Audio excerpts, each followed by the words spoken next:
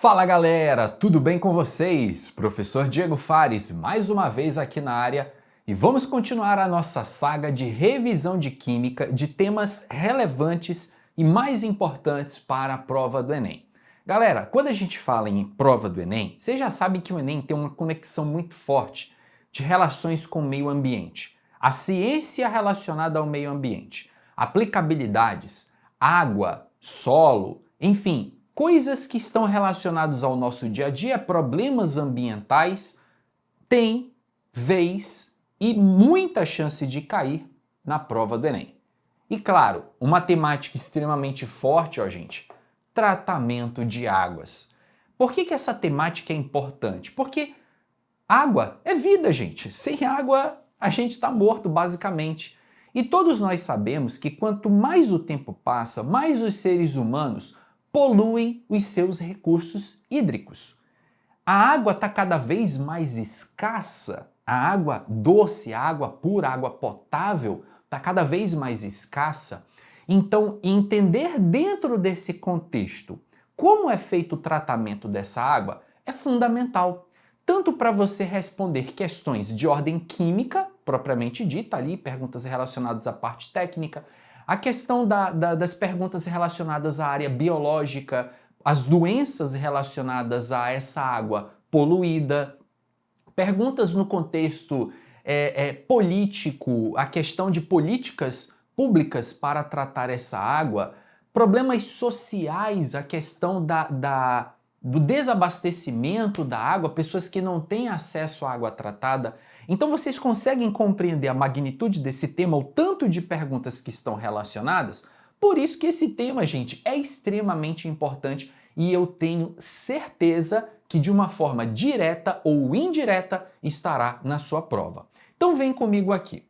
Primeiro vamos pensar o seguinte, gente, para nós falarmos sobre tratamento de água, você tem que pensar por que dessa água ser tratada e se realmente ela precisa ser tratada. Porque existem águas que elas talvez nem precisem de tratamento para serem distribuídas. Isso vai depender da fonte que você está captando essa água. Basicamente, nós temos dois tipos de fontes. As fontes subterrâneas, que são aquelas águas que estão em determinada profundidade, estão abaixo do solo, e existem os mananciais ou as fontes superficiais, que é aquela água que está na superfície, uma água de um lago, de um rio, enfim.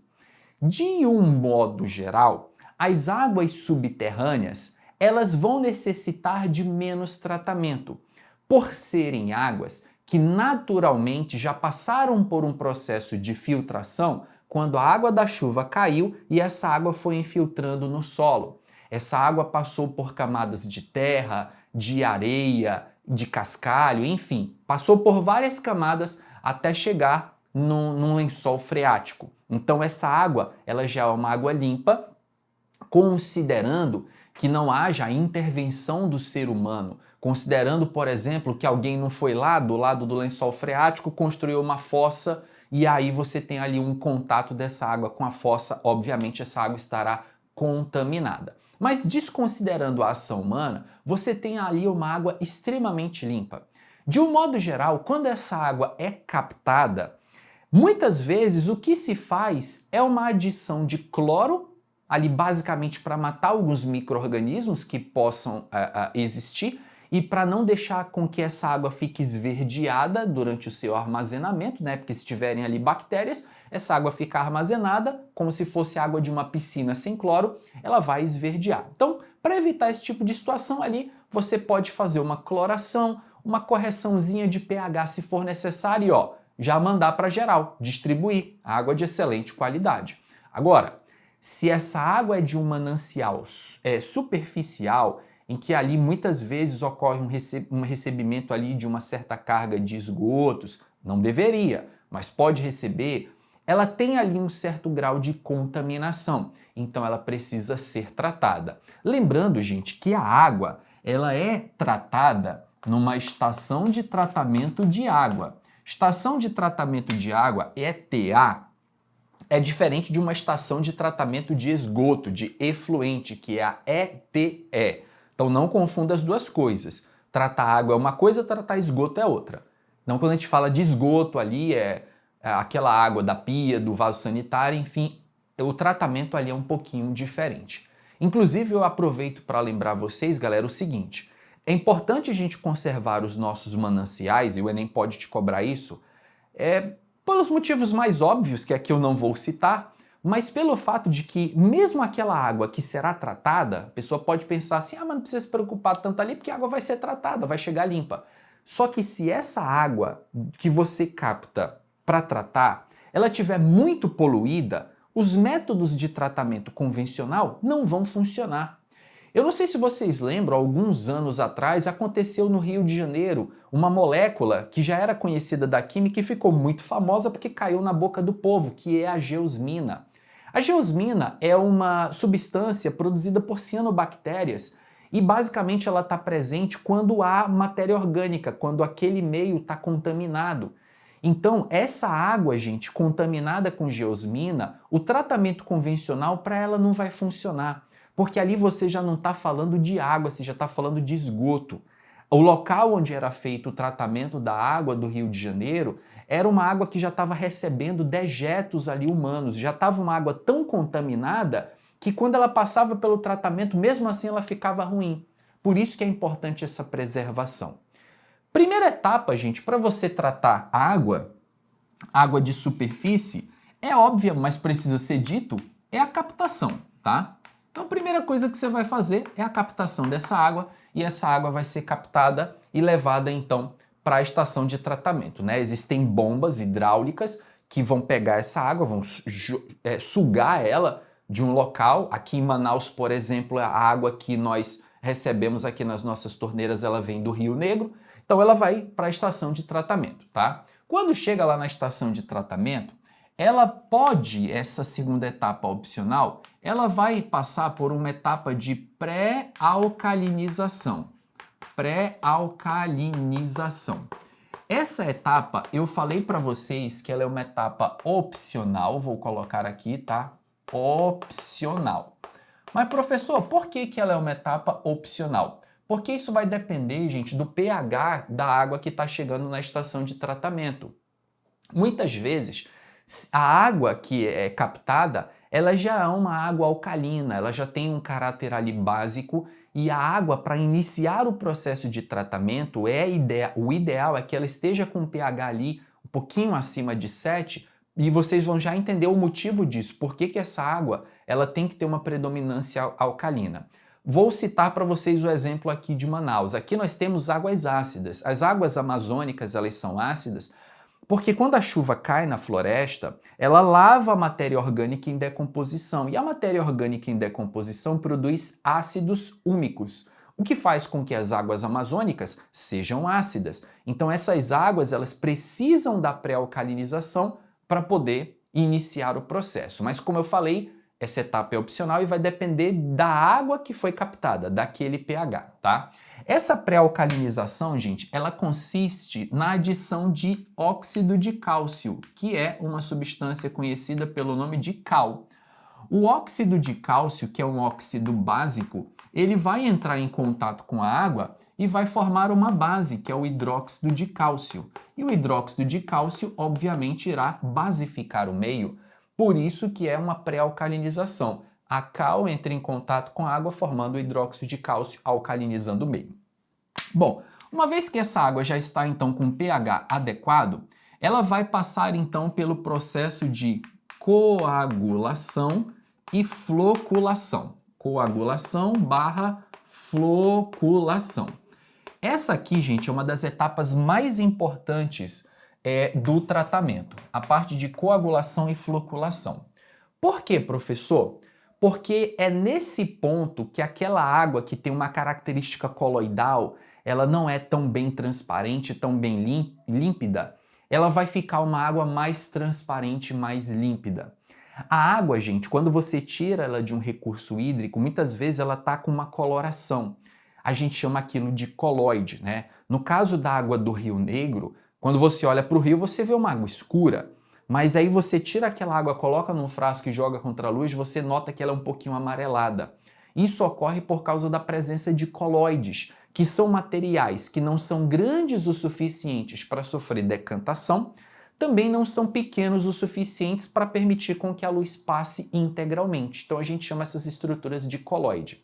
E como remover esses coloides? Através do processo de coagulação e floculação. Na coagulação e floculação, você vai fazer o quê? Você vai adicionar à água uma substância chamada sulfato de alumínio. É muito importante vocês lembrarem dessa substância, tá, gente? Você vai então adicionar água sulfato de alumínio. Lembrem-se dessa substância, sulfato de alumínio. Beleza, professor, joguei o sulfato de alumínio. O que vai acontecer? Nós sabemos que o íon alumínio 3+, que está presente no sulfato de alumínio, em meio básico, porque lembra que a água passou por um processo de pré-alcalinização, o meio ficou básico. Em meio básico, na presença de íons hidroxila, você vai produzir aqui o hidróxido de alumínio, que é o AlOH3. Essa reação química aqui, gente, é o processo de coagulação. E por que ela se chama coagulação, professor? Porque o hidróxido de alumínio, gente, ele tem um aspecto meio gelatinoso, mais ou menos isso. É um coágulo, daí o nome coagulação. A coagulação consiste na formação desse coágulo, desse gelzinho que é o hidróxido de alumínio. Então, quando você joga sulfato de alumínio em meio básico, esse sulfato de alumínio vai se transformar em hidróxido de alumínio. Lembramos que o hidróxido de alumínio é uma base praticamente insolúvel na água. Então, ele vai formar um coágulo. Esse coágulo vai pegar os coloides que estão na água e vai começar a agarrar aqueles coloides, vai abraçar esses coloides. O nome desse processo é floculação. Chama-se floculação porque você vai formar flóculos. Flóculos de o hidróxido de alumínio e a sujeira. E esses flóculos eles vão começar a se aglutinar, vão começar a agarrar, vai começar a ficar uma massa cada vez maior e na sequência ela vai precisar passar por um processo de decantação. Então, depois de um tempo, você vai pegar aquela sujeira bruta e vai deixar ela em repouso e aquele material vai decantar. Quando passar por esse processo de decantação, você vai olhar para a água e vai ver, cara, ela já está muito mais limpa, muito mais clarificada, muito mais transparente do que aquela água que entrou no processo de tratamento inicial. Então, graças à coagulação e à floculação seguida da decantação, aquela água amarelada, um pouco escurecida, ela já vai ficar uma água mais translúcida, uma água mais límpida. É basicamente para isso que serve esse processo. É claro que após o processo de decantação, muita sujeira ainda pode restar ali. Pode ser de repente que nesse processo de decantação ele ainda tem algumas coisas que, por não serem pesadas o suficiente, não sofreram o processo de decantação. Então é necessário você fazer agora uma limpeza mais fina na água. E essa limpeza fina, gente, ela vem através do processo de filtração.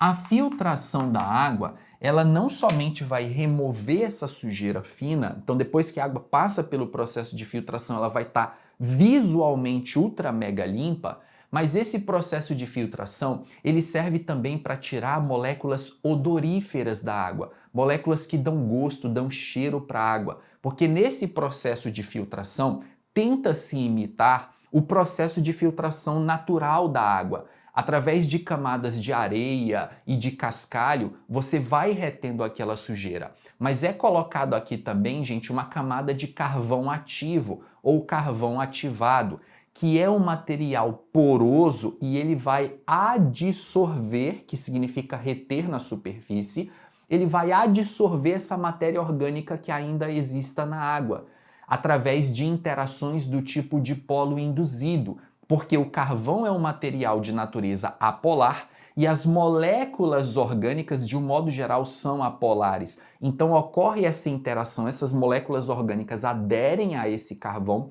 e quando essa água passa, ela já fica sem gosto, sem cheiro, já fica uma água extremamente limpa.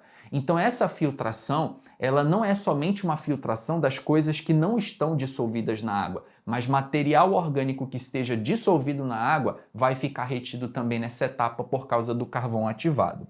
Agora é claro que essa água, uma vez estando limpa, é necessário passar pelo processo de desinfecção. Desinfecção. A desinfecção da água, gente, ela é feita com cloro, na forma de hipoclorito, principalmente o hipoclorito de sódio, que é inclusive o princípio ativo da água sanitária. Então, essa desinfecção ela pode ser chamada por algumas pessoas de cloração. É equivalente, tá, gente? Desinfecção é a cloração é a desinfecção. Você coloca cloro na água. Basicamente, esse cloro serve para quê? Para matar os micro-organismos, matar os bichinhos ali, as bactérias que estejam na água. O hipoclorito, gente, é um fortíssimo agente oxidante. Ele age oxidando essas bactérias, matando essas bactérias. É que nem o cloro que você usa na piscina. Se você não colocar cloro, a água vai ficar esverdeada. Então a função do cloro é matar esses micro-organismos. Uma vez que você fez a desinfecção da água, você vai fazer também a fluoretação dessa água. A fluoretação é uma recomendação da Organização Mundial de Saúde para que seja colocado flúor na água para minimizar a incidência de cáries.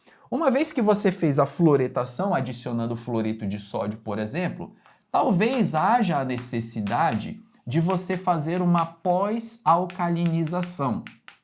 A pós-alcalinização, quando a água passa por esse processo de tratamento, ela pode ter o seu pH alterado. Então, para manter a água ali com o pH ainda levemente alcalino, ou mais próximo possível de 7, você faz uma pós-alcalinização que consiste também em jogar um pouquinho de cal para fazer uma correção de pH.